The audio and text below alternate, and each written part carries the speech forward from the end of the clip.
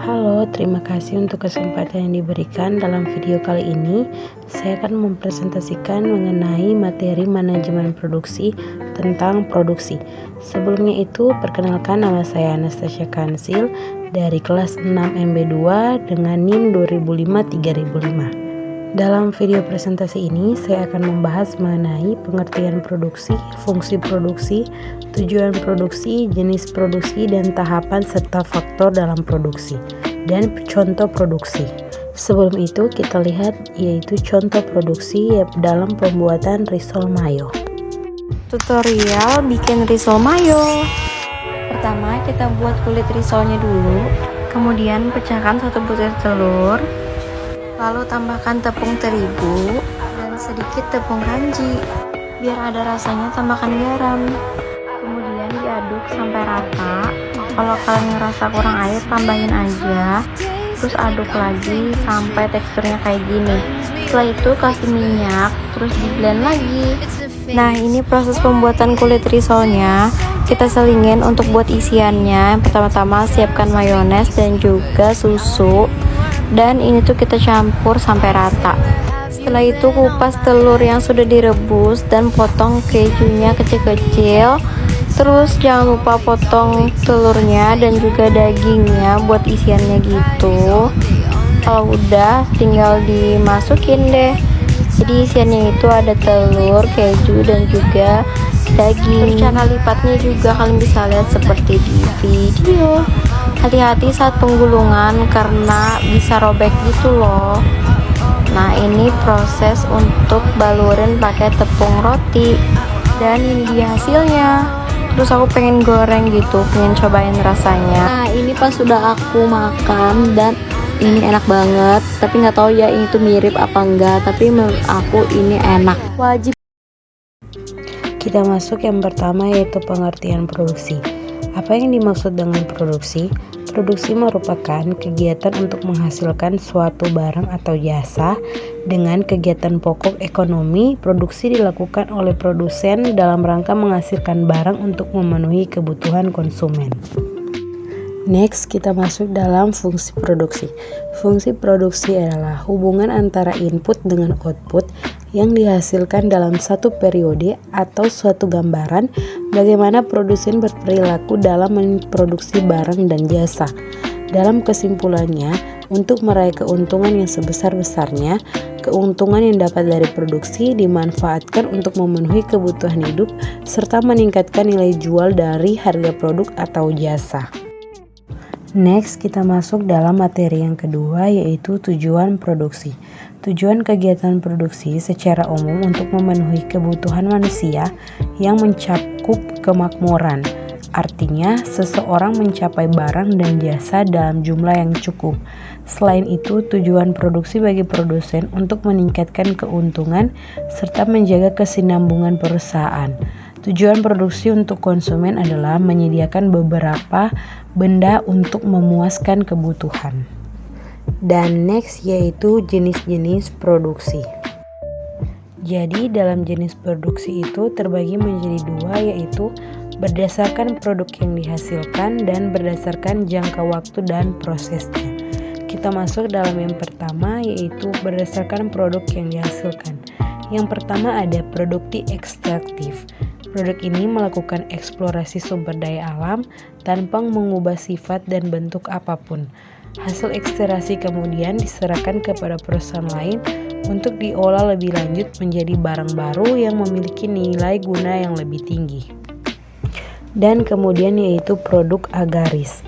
Produk jenis ini mengelola alam dan memanfaatkan tanah agar dapat menghasilkan sumber daya alam yang berupa barang setengah jadi atau barang jadi. Dan kemudian yaitu C, produksi industri. Produksi jenis ini mengelola bahan mentah atau bahan baku menjadi barang setengah jadi atau barang jadi. Kemudian D yaitu produksi perdagangan. Produk jenis ini bergerak dengan menghubungkan antara produsen dengan konsumen agar barang yang diproduksi dapat beredar luas di pasaran, yang termasuk yaitu langsung dari produsen ke konsumen dan semi langsung. Kemudian ada juga semi tidak langsung. Kemudian yaitu E, produksi jasa, yang dimana produksi jasa merupakan produksi yang menghasilkan produk bukan berupa barang, namun berupa jasa. Kemudian kita masuk dalam jenis berdasarkan jangka waktu dan prosesnya. Yang pertama A, yaitu produksi berjangka pendek, yang dimana merupakan produksi yang prosesnya berlangsung cepat dan dinikmati segera oleh konsumen. Jenis produksi ini merupakan produksi yang pertama kali muncul di Indonesia, yang dimana hasil produksi berjangka pendek mulai ditemukan yang dimana sifatnya sangat mendasar. Sebut saja berupa jajanan pasar, nasi pecel, sate, dan contoh produksi yang berjangka pendek lainnya. Kemudian termasuk juga yaitu produksi berjangka panjang, di mana proses produksi ini tidak sederhana dengan produksi jangka pendek. Jadi berupa pembangunan rumah dan juga merupakan contoh dari produksi berjangka panjang lainnya.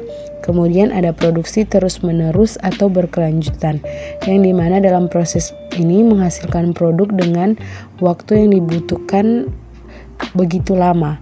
Begitu juga ada proses produksi berselingan, yang dimana menggunakan beberapa bahan baku yang kemudian digabungkan untuk menghasilkan barang baru, contohnya seperti sepeda motor, pesawat terbang, dan mesin lain-lain. Kemudian masuk dalam tahapan produksi. Ada beberapa tahapan yang perlu dilewati untuk melakukan produksi, terutama yaitu barang. Yang pertama itu konsep produk, kedua riset, 3 pembuatan dan pengembangan desain produk dan fiksasi desain, ada juga pembuatan prototipe, ada juga uji dan validasi prototipe, dan juga ada produksi massal, perakitan, dan juga feedback dan maupun pengujian dan pengembangan produk maupun produk akhir.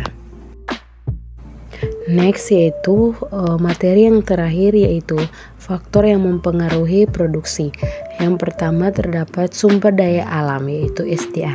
Sumber daya alam merupakan segala sesuatu yang terdapat di alam dan manusia untuk memanfaatkan kebutuhan hidup. Sumber daya alam menjadi faktor penting dalam produksi karena ketersediaannya mempengaruhi jalannya produksi.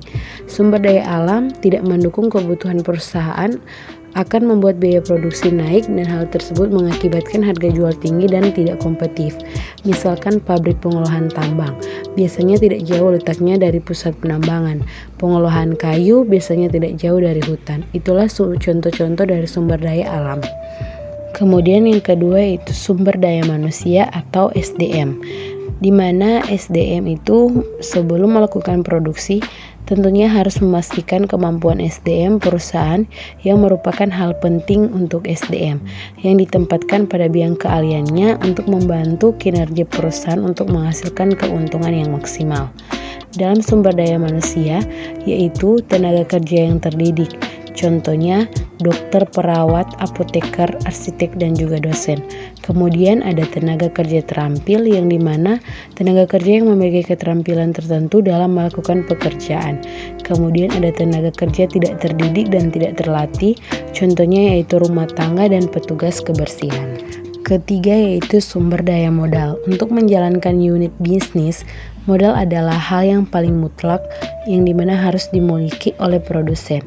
Modal tidak harus selalu berupa uang, namun juga bisa berupa gedung, surat berharga, hak paten, keterampilan, kendaraan, mesin, dan bangunan. Kemudian yang terakhir yaitu keahlian. Agar produksi berjalan lancar, seseorang harus memiliki keahlian. Setidaknya perusahaan yang akan melakukan proses produksi perlu memiliki keahlian dalam perencanaan, yaitu POAC, yaitu planning, pengorganisasian, pergerakan, dan pengawasan. Sekian dari presentasi saya kali ini. Terima kasih dan semoga video presentasi ini bisa bermanfaat untuk kalian yang akan melakukan produksi untuk berbisnis, di mana kualitas untuk menghasilkan produk harus berkualitas.